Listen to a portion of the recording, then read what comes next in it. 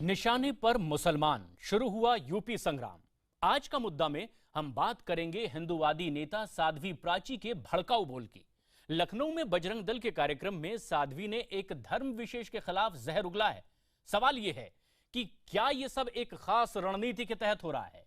UP में अगले साल चुनाव है और क्या वोटों के ध्रुवीकरण के लिए साध्वी ऐसे बोल रही हैं? और इसी पर करेंगे आज हम अपने कुछ खास मेहमानों से बड़ी बहस। मगर पहले देखिए हमारी ये रिपोर्ट। डिबेट शुरू करेंगे 2 मिनट 53 सेकंड बाद।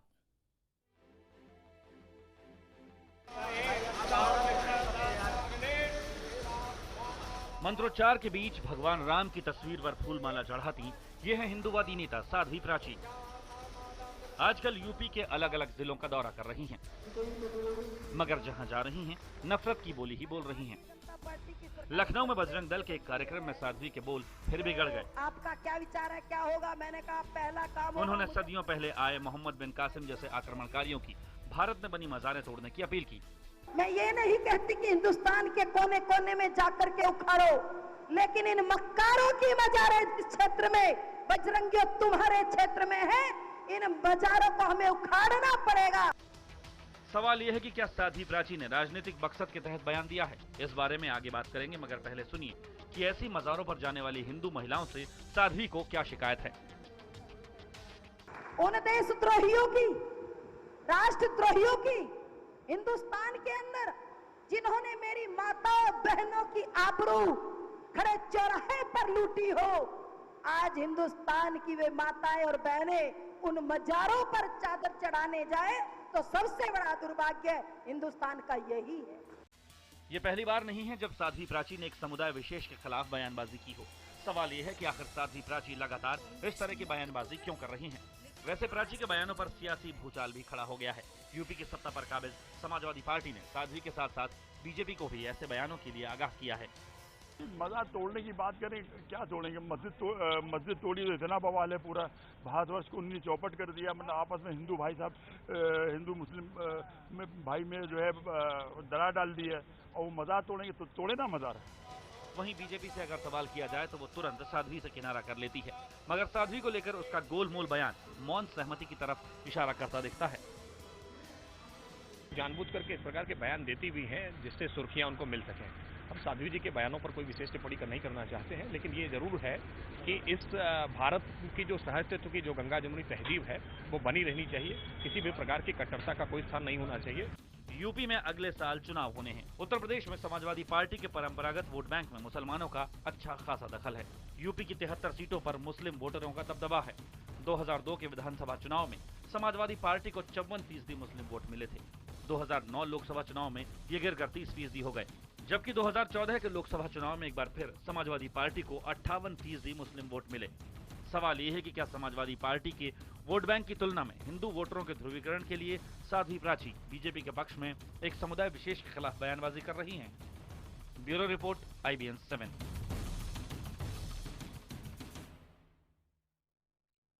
और इन सब के बीच आज का मुद्दा में हम कुछ सवाल भी उठा रहे हैं। सवाल सबसे पहले कि क्या प्राची ने यूपी में वोटों के ध्रुवीकरण के लिए ऐसा बयान दिया है? वहीं सवाल यह भी कि क्या चुनाव के पहले धर्म विशेष के खिलाफ साजिश हो रही है? सवाल यह भी खड़ा होता है कि क्या प्राची ने राजनीतिक दल के इशारे पर इस तरह का बयान दिया है? वहीं सवाल यह भी कि क्या ऐसे बयानों से देश का सांप्रदायिक माहौल बिगड़ता नहीं है? सवाल यह भी कि क्या भड़काऊ बयान देने वालों के खिलाफ कार्रवाई नहीं होनी चाहिए?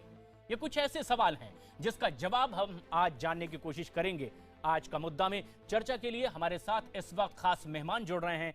बीजेपी नेता IP सिंह इस वक्त हमारे साथ ही साथ कांग्रेस प्रवक्ता प्रदीप जैन हैं। समाजवादी पार्टी के नेता सैयद असीम वकार साहब भी हमारे साथ हैं। वहीं VHP नेता BL तिवारी साहब, वहीं हिंदू महासभा के अध्यक्ष स्वामी चक्रपाणी और अंजुमन मिन्हाज से रसूल के अध्यक्ष मौलाना अतहर हुसैन देलवी साहब हमारे साथ स्टूडियो में खुद मौजूद हैं। और इसके साथ खुद फोन लाइन पर भी हमारे साथ जुड़ेंगी और हम उनसे भी सवाल करेंगे साध्वी प्राची। लेकिन सबसे पहले देलवी साहब, इस तरह के बयान को अगर आप किसी राजनीतिक संगठन से नहीं जुड़े हैं, किस तरह का बयान देखते हैं? क्यों इस तरह के बयान आते हैं? देखिए, मैं तो एक बात कहूँगा कि गालिब का एक शेर था, बक रहा हूँ जुनू में क्या क्या कुछ, कोई न समझे खुदा करे कोई। साध्वी प्राची के बयानात में इसलिए ज़्यादा तवज्जो नहीं देता कि आपको मालूम होना चाहिए कि अशोक चक्र पर आप शहीद हेमंत करकरे के बारे में उनको क्या बयानात थे। और इससे ज़्यादा शर्मनाक बात आपको शायद अभी आपने देखा 4 घंटे पहले इंडियन एक्सप्रेस ने परवीन भाई तोगड़िया का एक बयान जारी करा, जिसमें उन्होंने कहा है कि हिंदू मर्दों को जाके go to home and worship their manhood. और उन्होंने कहा साहब मेरे पास एक दवाई है जो नामर्दी की इस तरीके के बयानात आ रहे हैं जिसमें पूरे हिंदू समाज को उन्होंने गाली बकी है कि साहब आप अपनी नामर्दी, ये किस तरीके, ये हिंदू मुसलमान किसी के सगे नहीं हैं, हम तो यहाँ खाली एक सादी प्राची की बात कर रहे हैं। विश्व ये अभी देखिए, अभी ये पूरी तरीके से चल रहा है। तो ये इस तरीके के बयानात जहाँ जो है औरतों से ये कहा जाए आप इतने बच्चे पैदा करिए, जहाँ मर्दों से ये कहा जा रहा है कि आप जो है वो इंटरपेंसी का शिकार हो रहे हैं, तो मैं समझता हूँ इन पे कोई तवज्जो नहीं देनी चाहिए। मैं तो एक आखिरी बात आपसे कहूंगा, अभी यूएस कांग्रेस में प्रधानमंत्री के भाषण पे जो तालियां बजी थी वो गड़गड़ाहट थमी नहीं है। उन्होंने जो कहा कि संविधान मेरे लिए सबसे बड़ा ग्रंथ है और सेकुलरिज्म भारत की आत्मा है, उस बात को भी दुनिया उस पर जो है तालियां बजा रही है, लेख लिखे जा रहे हैं, विश्व भर के अखबारात में एडिटोरियल लिखे जा रहे हैं, पाकिस्तान उस पर अपनी जो मुस्तकिल राय दे रहा है, घबरा रहा है। लेकिन आप मानते हैं कि इस बीच इस तरह के बयान वाजिब नहीं है और एक भारतीय संसद का सदस्य इस तरह का बयान दे रहा है क्योंकि ये वाजिब लोगों की जबान से नहीं है। लेकिन हमारे साथ हिंदू महासभा के अध्यक्ष स्वामी चक्रपाणी जुड़े हुए हैं। स्वामी चक्रपाणी, साध्वी इस तरह का बयान देती हैं, कैसे आप इसे लेते हैं? क्योंकि विरोध के स्वर बहुत हैं और इसे वाजिब भी नहीं माना जा रहा। नहीं, देखिए प्रशांत जी, जो अभी उन्होंने बयान दिया है जी। कि जो बाहर के विदेशी आक्रमणकारी हैं, तो जो देश पे आक्रमण किए उनके बारे में बात कर रही है, उनके बाजार पे, तो चाहे यहाँ का हिंदू हो या मुसलमान, कोई भी विदेशी अगर जो हमारे देश पे आक्रमण किया उसके प्रति एक दुश्मन की भाव होता है। तो उस तरह की अभिव्यक्ति की, जहाँ तक साध्वी प्राची को जी को जानता हूँ मैं, उनके अंदर इस तरह की कोई, हमें नहीं लगता किसी के प्रति दुर्भावना है या कोई इस तरह की बातें बोल सकती है। हमें लगता है कि कहीं ना कहीं इसको जानबूझ करके ऐसे प्रस्तुतिकरण किया गया है और इसको समझना चाहिए कि एक हिंदू धर्म गुरु भी है। नहीं चक्रपाणी जी, ये सवाल इसीलिए भी खड़ा हो रहा है क्योंकि एक धर्म विशेष के लिए इस तरह से बात कही जा रही है। हिंदुस्तान में तो और भी धर्म के लोग और भी देशों से आते रहे हैं, निशाने पर सिर्फ इस तरह की ही बोली के जरिए कुछ खास संप्रदाय के लोग ही क्यों? नहीं, किसी को भी, चाहे ओवैसी जी हो चाहे कोई भी और बोलने वाले हो, हिंदू मुसलमानों में कोई, सब देश के नागरिक है, किसी को बोलने का अधिकार नहीं है, बिल्कुल नहीं है। लेकिन एक धर्म गुरु के नाते उन्होंने जो बोला कि हमारे यहाँ समाधि की पूजा होती है लेकिन मजार की तो पूजा हमें लगता है हिंदू या मुसलमान किसी को नहीं करना चाहिए। तो इस प्रकार की उन्होंने विचार दिया है, तो हमें लगता है कि हिंदू धर्म गुरु होने के नाते उन्होंने मजार की बातें की है कि वहां पे जाकर के हिंदू महिलाओं को पूजा नहीं करना चाहिए। तो एक इसको सनातन दृष्टि से देखा जा सकता है, सनातन धर्म या हिंदू धर्म की दृष्टि से देखा जा सकता है। इसको ऐसा नहीं कि मुसलमानों के खिलाफ इसको नहीं देखा जा सकता है। ठीक है, आप इसके पक्ष में अभी भी खड़े नजर आ रहे हैं। बीजेपी नेता हमारे साथ जुड़े हुए हैं आईपी सिंह साहब। आईपी सिंह साहब, इस तरह के अगर बयान आते हैं जो संसद के सदस्य हैं और यहां शपथ ली जाती है कि हम देश की जो एकता है उसे अक्षुण्ण रखेंगे, लेकिन आपको लगता नहीं कि उसके विरोधाभासी ये बयान दिए जा रहे हैं? देखिए, इस बयान को जो भी साध्वी प्राची ने जो कुछ भी बयान दिए हैं उसको भारतीय जनता पार्टी से नहीं जोड़ा जाना चाहिए। ये उनके व्यक्तिगत अपने विचार हो सकते हैं, किसी कार्यक्रम में उन्होंने जो कुछ भी कहा हो, जो आपके चैनल के माध्यम से सुनने को मुझे मिला। लेकिन देश संविधान से चलता है और संविधान के प्रति हर व्यक्ति की श्रद्धा होनी चाहिए। आईपी सिंह साहब, बजरंग दल का एक कार्यक्रम था, आपकी खुद की पार्टी जोड़ने का काम, आपकी खुद की पार्टी जिनसे संबद्ध है वैचारिक रूप से, उनके कार्यक्रम में इस तरह का बयान दिया जाता है। पहली बार ये मौका नहीं है इस तरह का बयान दिया गया है। लेकिन अगर आप खुद को अलग कर लेते हैं तो क्या सिर्फ यही काफी है? किसी तरह की और कोई कार्रवाई मुनासिब नहीं समझते आप? और वो क्या हो सकती है, कौन करेगा? देखिए, ये राज्यों का विषय है। चाहे उत्तर प्रदेश में हमारी सरकार नहीं, आप कह सकते हो कि भारतीय जनता पार्टी की सरकार वो बढ़ावा दे रही है। उत्तर प्रदेश में अपने को सेकुलर कहने वाली समाजवादी पार्टी की सरकार है। किसी भी राज्य में अगर कोई भी साधु संत, उलमा, पादरी या तो ठीक है, उनका जवाब ले लेते हैं। असीम बकार साहब, राज्यों का विषय इसे बीजेपी बता रही है, मतलब गेंद आपके पाले में, कार्रवाई आपको करनी चाहिए। लाखों में है। और मैं समझता हूं कि अगर किसी के, देखिए, साध्वी प्राची के बारे में मैं पहले भी कह चुका हूं जी कि गर्मी बहुत है और गर्मी में क्या हालत हो रही है हर गली में रोज 2-4 पागल हो रहे हैं, काट भी रहे हैं, दौड़ा भी रहे हैं, मैंने पहले भी कहा है। दूसरी बात कि जहर से आप क्या उम्मीद रखेंगे? जान लेने का काम जहर करता है, जान बचाने का काम नहीं करता है। तो ये जहर हैं, ये समाज के लिए एक जहर का काम कर रहे हैं और ये सिर्फ लोगों को मारने का काम कर सकते हैं, बचाने का काम नहीं कर सकते हैं। ये नहीं, अगर इसे फूट आप डालने ठीक का नहीं काम करते समझते हैं, जोड़ने तो वाले राज्य लोग में नहीं आपकी हैं। सरकार है, क्या कोई ऐसा कानूनी कदम उठाया जा रहा है? क्या कोई ऐसे कदम उठा भी रहे हैं आप? नहीं, बिल्कुल। देखिए, अगर इस तरह की बात आई है सामने निकलकर और उसके बाद हम ये सोचते हैं कि इसके ऊपर हम देखते हैं क्या होता है और किस तरह से इसके खिलाफ कार्रवाई की जा सकती है। लेकिन वकार साहब, ये पहली बार बयान नहीं आया है साध्वी प्राची का, इसके पहले भी इस तरह से बयान आते रहे हैं। वीएचपी नेता बीएल तिवारी साहब, इस तरह के बयान अगर आते हैं, किस तरह से आप देखते हैं? क्या लगातार आप इस पक्ष में खड़े रहेंगे? आपको नहीं लगता कि जो हिंदुस्तान में सर्वधर्म समभाव की बात कही गई है, इस भावना को ठेस पहुंचती है इससे? सर्वधर्म समभाव की भावना का मैं भी सम्मान करता हूं, लेकिन ये एक तरफा नहीं है। इन्हीं वकार साहब से पूछिए, कैराना गांव में 446 परिवारों को लाठी के दम पर, गोली के दम पर गांव से खदेड़ दिया गया है। वहां सामाजिक सद्भाव की बात नहीं आनी चाहिए क्या? वहां तो किया गया है, उनकी संपत्ति लूट ली गई, मैं उसका विरोध करता हूं। अब साध्वी प्रज्ञा जी ने अगर कहा, प्राची जी ने कहा है, तो प्राची जी की बात का मैं समर्थन नहीं करता हूं। साध्वी प्राची के जो शब्द है या जो भाषा है, वो ना तो समाज उन्मुख है और ना वो धार्मिक भावना से जुड़ी हुई है। क्या सिर्फ इस तरह से आप मौखिक रूप से विरोध करके इस बात को खत्म करना चाहेंगे, या भविष्य में इस तरह की हरकत ना हो, ऐसे बयान ना आए, इसके लिए कोई एहतियाती कदम उठाए जा सकते हैं?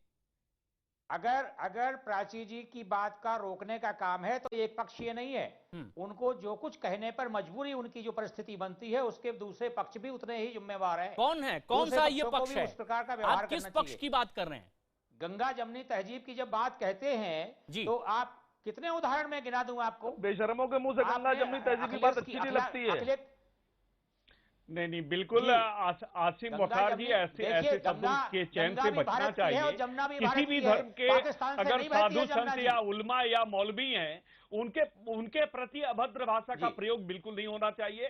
साधु संत और जितने भी सभ्यता के लोग असभ्यता इस्तेमाल कर ले,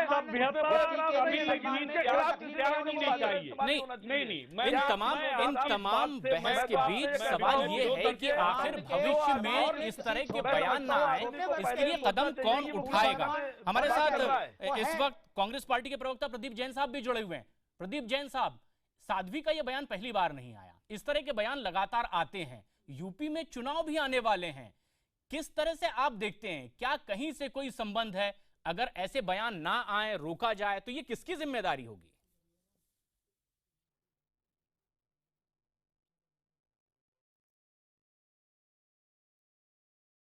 प्रदीप जैन साहब, हमारी आवाज आप तक पहुंच रही है?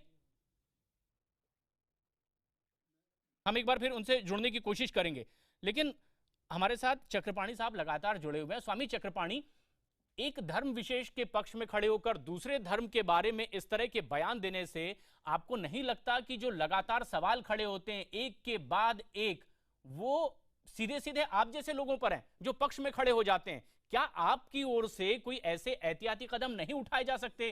क्या किसी तरह की ताकीद नहीं की जा सकती? नहीं, देखिए, मैं इस बयान की बातें कर रहा हूं जो आप बयान दिखा रहे हैं। हम हर बयान की बात नहीं कर रहे, लेकिन जो वर्तमान में आपने जो बयान दिखाया है, जो मजारों के बारे में बात आप हमारे साथ बने रहें। साध्वी प्राची इस वक्त हमारे साथ खुद जुड़ रही हैं फोन लाइन पर। साध्वी प्राची, आप सांसद हैं, पद की शपथ लेती हैं कि जो देश है इसमें सर्वधर्म का हम पालन करेंगे, किसी के भी सांप्रदायिक सौहार्द को कहीं से देश में ठेस ना पहुंचे, ये कदम आप उठाएंगे, लेकिन ये बयान आपके इसके ठीक विपरीत हैं। देखिए, हम भारतीय संस्कृति, सभ्यता, भारतीय धर्मों को पूरी तरह से सम्मान करते हैं, धर्मनिरपेक्ष देश है, लेकिन हम जिए और दूसरे को जीने दें, हमारा धर्म तो ये कहता है। लेकिन आप ऐसा नहीं कह रही हैं। हम ऐसा ही कह रहे, पहले सुन लीजिए, नहीं तो आप अगर आप ऐसे बोलेंगे तो फिर आप बोलते जाइए, हमें रहने दीजिए। नहीं, आप अपनी बात बोले, बाकी तमाम लोग सुन भी रहे हैं। जी, आप बोलें, आप बोलें, अपना पक्ष रखें कि आप किस तरह से वाजिब मान रही हैं। सर्वधर्म समभाव के पक्ष में आपका ये बयान है, आप कहें। हेलो, अगर आप बीच में बोलेंगे तो फिर मैं रख देती हूँ, फिर मैं नहीं बात कर रही हूँ। हम कह रहे हैं कि आप अपनी बात रखें, आप बताएं कि हाँ, किस हमें तरह के अपनी बात बयान रखने हैं दीजिए। जी। हाँ, हमें अपनी बात रखने दीजिए और बाद में हम आपका पक्ष सुनेंगे, पहले हमारा पक्ष सुनिए। हम कह रहे हैं धर्मनिरपेक्ष देश है और धर्मनिरपेक्ष देश में हम जिए और दूसरे को जीने दे, हम मानते हैं, लेकिन एक तबका वो भी है जो कहता है ना जिएंगे ना जीने देंगे। भारत, चाहे मेरी गर्दन पे चाकू रख दो, भारत माता की जय नहीं बोलूंगा, भारत माता को डायन कहेंगे, तो ऐसी मानसिकता के लोगों को हिंदुस्तान में नहीं रहना चाहिए। हिंदुस्तान सबका हमने कब मना किया है, लेकिन हिंदुस्तान का खाएंगे, हिंदुस्तान का पिएंगे, हिंदुस्तान में रहेंगे, हिंदुस्तान की सांस लेंगे और मरने के बाद 8 फुट लंबी चौड़ी भारत माता की कोख को घेर करके कयामत के दिन का इंतजार करेंगे और फिर भी कहेंगे कि हम भारत में ऐसा ही होता है। नहीं तो ऐसा कहाँ हो रहा है देलवी साहब? हो रहा है पूरे देश में, हो नहीं रहा है। मैं ये साध्वी हैं और स्वामी चक्रपाणी जी के साथ में लगातार से रहता हूँ। मैं एक बात जानता हूँ कि मैं अगर ये कहती कि साहब औरतों को वहाँ या जो भी कुछ है अगर मज़ारात की बात करती, मैं कहता जी स्वामी चक्रपाणी जी ने भी कहा है, तो मैं कहता कहीं ना कहीं अपनी आस्था या अपने धर्म की बात। इन्होंने कहा मज़ारों को उखाड़ दो। आप सुन लीजिए, आपको सुन लिया मैंने, आपका अधिकार ने आपको सुन लिया। नहीं, आप मज़ारों की बात कर रहे हैं, देलवी साहब उसी पर अपना तर्क रख रहे हैं। मगर इन्होंने कहा मज़ारों को उखाड़ के फेंक दिया जाए। मेरा कहना ये, अगर शायद रामायण का थोड़ा बहुत, शायद जाहिरी बात है कि रामायण को जगह जगह कोट करती होंगी चूंकि साध्वी और वही इनके वस्त्र हैं। हमने जो रामायण को पढ़ा और रामायण को देखा, जानकी का हरण करने वाले और राम को इतनी ज्यादा ठेस पहुंचाने वाले रावण का भी जब वध हो जाता है तो राम वहां पे खड़े होकर जो कह रहे हैं वो यही कह रहे हैं कि अब इसका वध हो चुका है, ये तो अपने प्राण त्याग चुका है, लेकिन साथ और सम्मान के साथ इसका अंतिम संस्कार किया। आप किस संस्कार की बात कर रही हैं? आप किस सभ्यता की बात कर रही हैं? आप कौन सी रामायण और महाभारत का कोट कर रही हैं जहां शत्रुओं का भी आदर होता है और आप यहाँ लोगों को मज़ारात उखाड़ने की बात कर रही हैं? आप ये याद रखिए, जिस कानून के तहत, जो कानून को उल्लंघन करके आप ये बयान दे रही हैं, उसी कानून का सम्मान करके किसी मज़ार और किसी समाधि को उखाड़ने की बात से बहुत दूर, वहां तक किसी को पहुंचने में नहीं दिया जाएगा। हिंदुस्तान में नहीं होनी चाहिए। ये आपका वो नहीं है, ये कोई आपकी ठेकेदारी नहीं है कि आप लोगों को बताएं मज़ार होना चाहिए नहीं होना चाहिए। मरने के बाद प्राण में सबके लिए है, धरती सबके लिए है। उनका सम्मान करें, उनका सम्मान नहीं, उनको जुत्तों से मारना चाहिए। अरे आप अपने शब्दों को वापस लीजिए। आप मरे हुए व्यक्ति, सूफी और संतों के बारे में ऐसी की बातें कर रही हैं। आप खुद संत होकर संतों का अनादर कर रही हैं। आप संत होकर संतों का अनादर कर रही हैं। आपने शहीद हेमंत करकरे को बागी और आपने उसको जो है कहा था शराब से मरा है। जब आप शहीदों का आदर नहीं करते, हेमंत करकरे की इज्जत नहीं कर सकते, आप सूफी संतों की क्या इज्जत करोगे? साध्वी प्राची आपको बता दें, आप जानना चाह रही हैं, आप जवाब देना प्रधानमंत्री को। साध्वी प्राची जानना चाह रही हैं, अंजुमन मिनाज से रसूल के अध्यक्ष हैं मौलाना अतर हुसैन देलवी साहब जो बता रहे हैं, आपकी बात पर अपना तर्क दे रहे हैं। साध्वी प्राची, आप केवल अपना तर्क दे रहे हैं, आप सुनने को तैयार नहीं है मेरा पक्ष। जी आप बताएं। देखिए, हिंदुस्तान के अंदर जिन लोगों ने हमारी बहन बेटियों की इज्जत लूटी, सरेआम चौराहे पर उनकी इज्जत लूटी गई, मीना बाजार लगाए गए महिलाओं के, और उनके नाम से आज हिंदुस्तान में मजारे हैं, तो वो मजारे नहीं रहनी चाहिए। मैं फिर दो मज़ारों का नाम बता देंगे, उन 2 आदमियों के मज़ारों का नाम बता दीजिए आप जिन्होंने इज्जत लूटी, उनका 2 नाम बता दीजिए आप, कौन कौन थे वो? अब शायद उनका फोन कट गया है, इस वक्त हमारे साथ फोन लाइन पर नहीं है साध्वी प्राची, जिनसे हम जवाब भी लेना चाह रहे थे।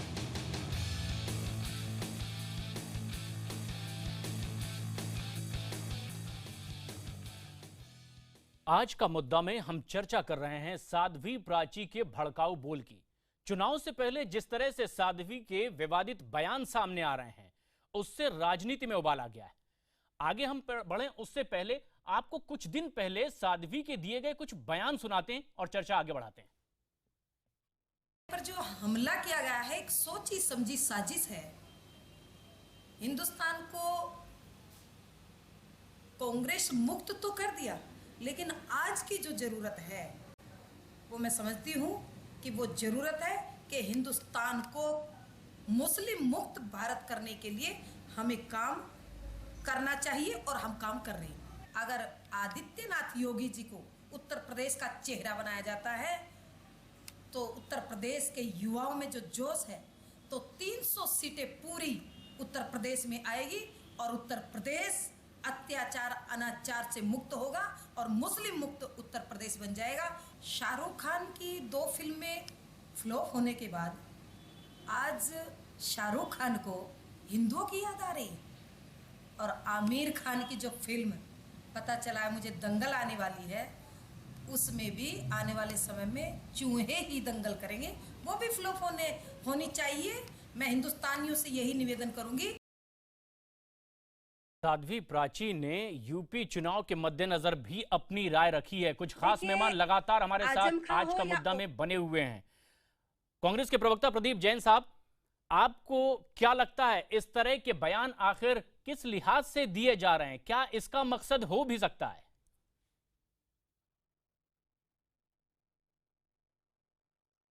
अंत जी, मैं एक ही बात कहना चाहता हूं, हमारे मुल्क की गंगा जमनी तहजीब है और देश के प्रधानमंत्री को संविधान के हिसाब से जो व्यक्ति देश के अंदर लोगों को तोड़ने वाले बयान दे रहे हैं, लोगों को भड़काने वाले बयान दे रहे हैं, उस पर कार्रवाई करना चाहिए। लेकिन मैं देखता हूं कि भारत सरकार का जो मंत्रिमंडल है, उस मंत्री में भी गिरिराज किशोर जैसे मंत्री हैं, वीके सिंह जैसे मंत्री हैं, जो जातियों पर आक्रमण करते हैं। इनके राष्ट्रीय अध्यक्ष अमित शाह जी, उनकी आपने नियत और नीति देखी होगी। बिहार का चुनाव चल रहा था तो वो कह रहे थे कि अगर बिहार के अंदर भारतीय जनता पार्टी हारी तो पाकिस्तान में पटाखे चलेंगे। किसी भी बात को किसी भी एंगल से मोड़ देना इनकी फितरत है। प्रदीप जैन साहब, आप ये मान रहे हैं कि बीजेपी को इन पर कार्रवाई करनी चाहिए, लेकिन बीजेपी के नेता हमारे साथ बने हुए हैं आईपी सिंह साहब, उन्होंने कहा है कि ये कानून का मसला है तो सरकारों को काम करना चाहिए। प्रदेश सरकार का भारत सरकार को घेरना चाहते हैं। अगर इन्हीं की जमात के सेकुलर सरकार अगर उत्तर प्रदेश में है तो ये फेडरल स्ट्रक्चर में राज्यों की जिम्मेदारी बनती है, भारत सरकार की रत्ती मात्र नहीं है। और साफ तौर पर इस बात को हमने कहा कि किसी की व्यक्तिगत विचार हो सकते हैं और उनके विचारों से भारतीय जनता पार्टी का कुछ भी लेना नहीं है। असीम बकार साहब, माना यह जा रहा है कि अगर यूपी में इस तरह के बयान दिए जा रहे हैं तो आपकी सरकार कार्रवाई क्यों नहीं करती? जाति पंथ मजहब और भाषा के आधार पर राजनीति नहीं करती है, उसके नाम पर कतई हम राजनीति नहीं करते हैं। ठीक है, हम जोड़ने की बात करते हैं और प्रधानमंत्री जी ने बहुत साफ तौर पे कहा। लेकिन जिस तरह के आरोप आप दोनों की ओर से आ रहे हैं, प्रधानमंत्री संविधान से इसी नाम पर राजनीति करते हैं। गुजरात के दंगे कोई नहीं भूला है। वकार साहब, कानून व्यवस्था का मसला है तो कार्रवाई आपकी सरकार को करनी चाहिए अगर ये बयान गलत है। अगर भारत के इतिहास में हुए हैं तो कांग्रेस के शासनकाल में हुए हैं। सबसे ज्यादा दंगा भागलपुर का भी दंगा अगर देश का मुजफ्फरपुर दंगे बंद कराने का काम किया है। आप कभी इतिहास उठाकर देखिए, कांग्रेस ने दंगे कराने का काम नहीं किया। जहां जहां आपने दंगे कराने का काम किया, कांग्रेस ने उसको रोकने का काम किया। कांग्रेस ने दंगे नहीं भड़काए। आज क्यों नहीं कार्रवाई करते आपके प्रधानमंत्री? साइलेंट मोड में क्यों है? आपके रक्षा मंत्री, आपके गृह मंत्री इन वक्तव्यों पे क्यों नहीं टिप्पणी करते? आप बताइए क्यों टिप्पणी नहीं कर रहे? आपके गृह मंत्री इस पर कार्रवाई क्यों नहीं करते? आप बताइए आपके गृह मंत्री इस पर कार्रवाई क्यों नहीं कर रहे? आपके गिरिराज किशोर क्या बोलते हैं? योगी आदित्यनाथ क्या बोलते हैं? इनके सवाल का ही जवाब दे दीजिए। आप इस चीज को भूल जाते हैं। साध्वी प्राची की बात छोड़कर आप भारत सरकार के जो सांसद हैं, जो मंत्री हैं, उनके वक्तव्य देखिए। ठीक है, प्रदीप जैन साहब जवाब ले लेते हैं। आईपी सिंह साहब, वो संजरपुर जाते हैं दिग्विजय सिंह के बोल पर दिग्विजय सिंह जी से बात करिए, लेकिन कांग्रेस ने हमेशा जोड़ने का काम किया है। कांग्रेस, प्रदीप जैन साहब आईपी सिंह साहब से जवाब ले लेते हैं। प्रदीप जैन साहब समझिए, प्रदीप जैन साहब एक मिनट। कांग्रेस का प्रदीप जैन साहब अगर देखिए, कांग्रेस प्रदीप जैन साहब जोड़ने का काम किया। आईपी सिंह साहब, ये माना जा रहा है कि आपकी सरकार को कोई कार्रवाई ऐसे लोगों पे करनी चाहिए। आपके प्रधानमंत्री करते हैं, विभाजन के लिए जिम्मेदार है। भाषा बोली। कांग्रेस ने मुस्लिम लीग को बढ़ाने का काम किया और कांग्रेस ने नाथूराम गोडसे के अनुयायी मत बनिए आप। नाथूराम गोडसे की विचारधारा हम पिछले पन्नों को फेर कर इस वक्त नहीं देखना चाहते। हम चाहते हैं कि इस तरह के बयान जो आज दिए जा रहे हैं आईपी सिंह साहब और प्रदीप जैन साहब, हम चाहते हैं कि आज जो बयान दिए जा रहे हैं इनका मकसद क्या है? क्या इन पर लगाम लगाया जा सकता है, और लगाया जा सकता है तो जिम्मेदारी किसकी है? मैं आईपी सिंह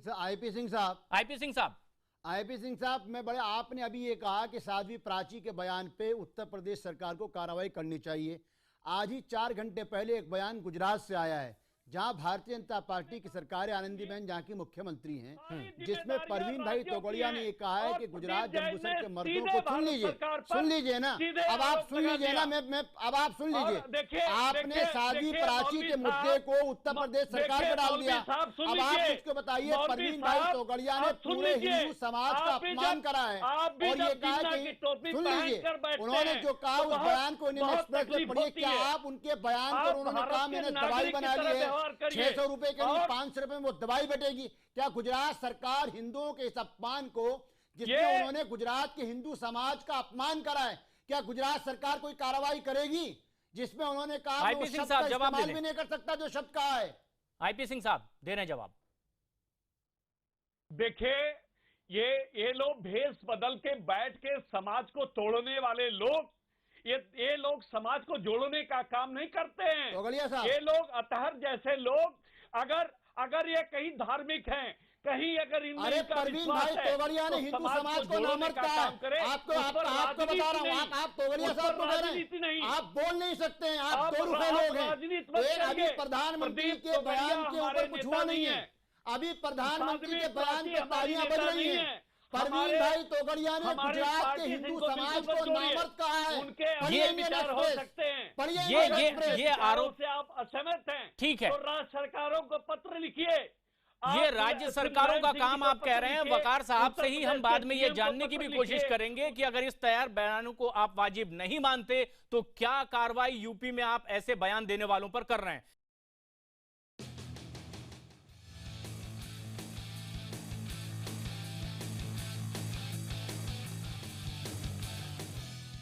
निशाने पर मुसलमान, शुरू हुआ यूपी संग्राम। यूपी में चुनाव आने वाले हैं और क्या इस तरह के बयान कहीं किसी को फायदा पहुंचाने के लिए होते हैं? कुछ खास मेहमान हमारे साथ लगातार जुड़े हुए हैं। स्वामी चक्रपाणी, इस तरह का बयान जो आता है, वीएचपी ने तो खुद को अलग कर लिया कि इस तरह के बयान से हम इत्तेफाक नहीं रखते, लेकिन आप क्या मानते हैं कि भविष्य में ऐसे बयान ना दिए जाएं जिससे समाज को नुकसान हो? कौन कदम उठाएगा, कौन कार्रवाई करेगा? नहीं प्रशांत जी, आप ठीक बोल रहे हैं, लेकिन आज की जो बयान है ना, वो मजार पूजा को लेकर के है जो उन्होंने दिया है, तो उसमें हमें कोई आपत्ति नहीं लग रहा है। और जहां तक बात है, बिल्कुल सही बात है, किसी के प्रति कटुता की थोड़ी मेरी बात सुन लो। अरे बराग जी, एक मिनट थोड़ा चुप रहो, अरे बोलने दीजिए। वकार साहब, चक्रपाणी जी बोल रहे हैं, परिचय मत दीजिए, असहिष्णुता का परिचय न दीजिए, सरकार कभी बर्दाश्त नहीं करेगी। चक्रपाणी जी बताएं। चक्रपाणी जी, लेकिन जिस तरह से आप कह रहे हैं कि आज के सिर्फ आज ही ऐसा बयान नहीं दिया गया, इस तरह से बयान पहले भी साध्वी प्राची के आते रहे हैं धर्म विशेष को लेकर के।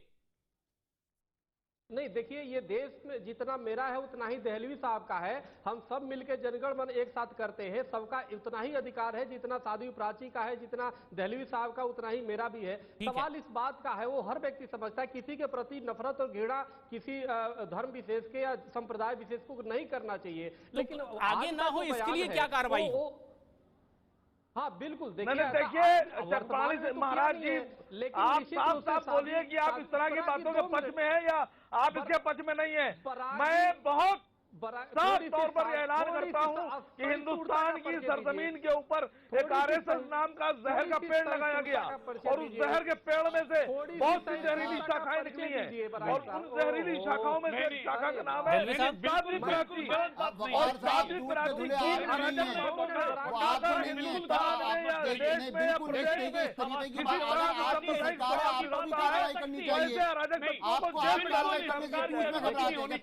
बयान आया था एक बीजेपी के सांसद का, जो आपकी पार्टी के माननीय अखिलेश यादव जी जिनको अपना ताऊ कहते हैं, उन्होंने जब कहा इसकी सरकार और दूसरा सुनिए, मैं आईपी सिंह साहब आपसे एक बड़े आदर और सम्मान के साथ चक्रपाणी जी को अपने साथ लेकर एक बात कहूंगा। प्रधानमंत्री ने दिल्ली में सूफी कॉन्फ्रेंस की और अफगानिस्तान में जाके अभी उन्होंने भारत ने जो वहाँ पे डैम बनाया था, वो डैम वहाँ पे सलमा डैम चिश्त में बनाया है। जो है वो हजरत अजमेरी रहमतुल्लाह अलैह का मकान है। ठीक है आईपी सिंह साहब, आप जो अपनी बात रख रहे हैं बहुत संक्षेप में ये बताएं, बहुत संक्षेप में आप ये बताएं कि अगर आप इस तरह के बयानों से इत्तेफाक नहीं रखते तो कार्रवाई क्या करेंगे? इस प्रकार की बात करेंगे तो समाजवादी पार्टी का चेहरा एक्सपोज हो रहा है।